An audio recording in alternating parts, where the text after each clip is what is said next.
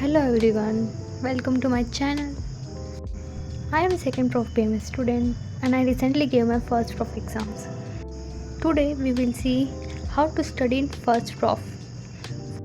सबसे पहले सब्सक्राइब कर लिए मेरे चैनल को और बेल आइकन प्रेस करना बिल्कुल मत भूलिए ताकि आगे आने वाले वीडियोस की नोटिफिकेशन आपको मिलती रहे। कुछ बच्चों को फर्स्ट प्रॉफ में आने के बाद भी कुछ समझ नहीं आता कि कैसे पढ़ना है या कौन कौन से सब्जेक्ट्स होते हैं, तो डोंट वरी, मैं आपको बताऊंगी कौन से सब्जेक्ट्स होते हैं या कैसे उन्हें पढ़ना है, कौन से नोट्स बनाने हैं। तो सबसे पहले बात करते हैं कि बीएमएस में टोटल 5 सब्जेक्ट्स के पेपर्स होते हैं। First is Sanskrit, second Kriya Sharir, third is Rachana Sharir, fourth is Padartha Vigyan and fifth is संहिता अध्ययन। अगर आप बीएमएस में एडमिशन लेने वाले हो तो ये वीडियो आपके लिए है। इस वीडियो में सब्जेक्ट्स को डिटेल में अच्छे से बताऊंगी कि किसमें क्या क्या नोट्स बनाने हैं या किस सब्जेक्ट्स में क्या क्या चीज़ें हैं। Let's start it. संस्कृत की बात करें तो ये बच्चों को थोड़ी टफ लगती है, पर हमें बीएमएस में इसके में पीएचडी नहीं करनी है, तो इसमें कुछ इंपॉर्टेंट टॉपिक्स है, उसको ही अच्छे से कर लोगे विद एग्जांपल्स के साथ तो बहुत अच्छा रहेगा, आप इजीली क्लियर कर पाओगे।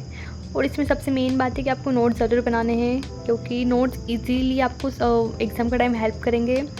सेकंड हम बात करते हैं क्रिया शारीर की, जिसमें श्लोक्स बहुत ज़्यादा इम्पॉर्टेंट है। मैं तो कहती हूँ कि श्लोक से अलग से एक नोटबुक बना लो और इसे रोज़ आधा घंटा पढ़ के उसको याद कर लो ताकि लास्ट तक इसको प्रॉपरली याद रख पाओ। और क्रिया में सबसे इम्पॉर्टेंट और भी है कि वात पित्त कफ, बहुत ज़्यादा इम्पॉर्टेंट गाइस ये, क्योंकि जो वात पित्त कफ है वो पूरे आयुर्वेदा का यही बेस है। इसको अगर आपने अच्छे से समझ लिया तो आपको आगे हर चीज़ एकदम प्रॉपरली समझ पाओगे, हर सब्जेक्ट में है ये। मॉडर्न में फिजियोलॉजी आता है। फिजियोलॉजी में आप नोट्स बना सकते हो, अगर हो सके तो बना लो, क्योंकि समराइज फॉर्म में बनाओगे तो ज़्यादा बेटर रहेगा। तीसरे पे आता है रचना शारीर, जिसे हम मॉडर्न में एनाटॉमी भी कहते हैं। और रचना शारीर में ज़्यादा श्लोक्स नहीं हैं, तो जितने भी है थोड़े बहुत वही याद कर लोगे तो हो जाता है। इसमें मेनली आचार्य की संख्या वगैरह और थोड़ा बहुत ज़्यादा कुछ दिया नहीं है। सबसे ज़्यादा सिलेबस है एनाटॉमी में एज़ कम्पेयर टू रचना से, बिकॉज एनाटॉमी में सारे बोन्स जॉइंट सब कुछ दिया हुआ है।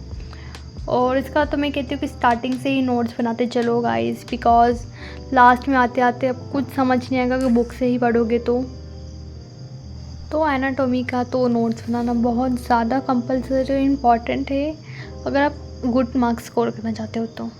एनाटॉमी में सबसे important bones, joints, nerve system and organs होते हैं ज़्यादा इम्पॉर्टेंट। अगर आप इनके नोट्स चाहते हो या फिर चाहते हो कि ये अच्छे से प्रॉपर इजीली वे में समझाओ तो आप मुझे कमेंट्स में बता सकते हो ताकि आगे मैं आपके लिए वीडियोस बना सकूँ।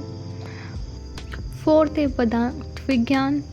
पदार्थ में नोट्स एक समराइज फॉर्म में बना सकते हो अगर बनाना चाहते हो तो, अदरवाइज़ आप बुक से भी रीड कर सकते हो, बट अगर नहीं समझ आ रहा तो बेटर कि नोट्स ही बना लो। और इसमें है कि रटने से कोई मतलब नहीं है, कॉन्सेप्ट को अंडरस्टैंड करते चलना पड़ेगा। उसमें कुछ श्लोक्स, कुछ निरुक्ति, पर्याय, लक्षण, ये बहुत ज़्यादा इम्पॉर्टेंट होते हैं, तो उसे लिख के याद कर लेना। लास्ट आता है संहिता। इसमें अष्टांग और चरक 2 सब्जेक्ट्स आते हैं, लेकिन पेपर सिर्फ एक ही होता है। और यही इसमें ट्विस्ट है कि अब एक ही चांस होता है पास होने का, इसमें कोई अदर चांस नहीं होता है गाइस। संहिता में इम्पॉर्टेंट है कि आप नोट्स बना लो ताकि ज़्यादा इजीली समझ पाते हैं। बुक में थोड़ी सी हार्ड लैंग्वेज लगती है तो उसको इजीली आप बना सकते हैं नोट्स के फॉर्म में। चरक की बात करते तो चरक और अष्टांग में कुछ चैप्टर सिमिलर ज़रूर है, पर उसमें दोनों ने अलग ही डिफरेंस बताया है, तो ये ज़रूर पता होना चाहिए। और अष्टांग के अगर आपको नोट्स चाहिए प्रॉपर वे में तो आप मुझे बता सकते हो। चरक को भी आपको वैसे ही सिमिलर अच्छे से रीड करके हाईलाइट करते हुए पढ़ना है, बिकॉज चरक भी उतनी ज़्यादा इम्पॉर्टेंट है, क्योंकि सेकेंड प्रॉफ में भी है Charak. That's it guys for today. अगर आपको समझ में आया तो प्लीज़ कमेंट में मुझे बताना, लाइक करना, शेयर करना, सब्सक्राइब करना, ताकि मैं और अच्छे वीडियोस बना सकूँ आप लोगों के लिए। अगर कुछ भी डाउट हो सब्जेक्ट के रिलेटेड या इस बीएमएस के रिलेटेड तो वो भी ज़रूर बताना, ताकि मैं आपके लिए कुछ सॉल्यूशन निकाल सकूँ या फिर उसका कुछ आंसर दे सकूँ। Okay, thank you, bye bye, मिलते हैं।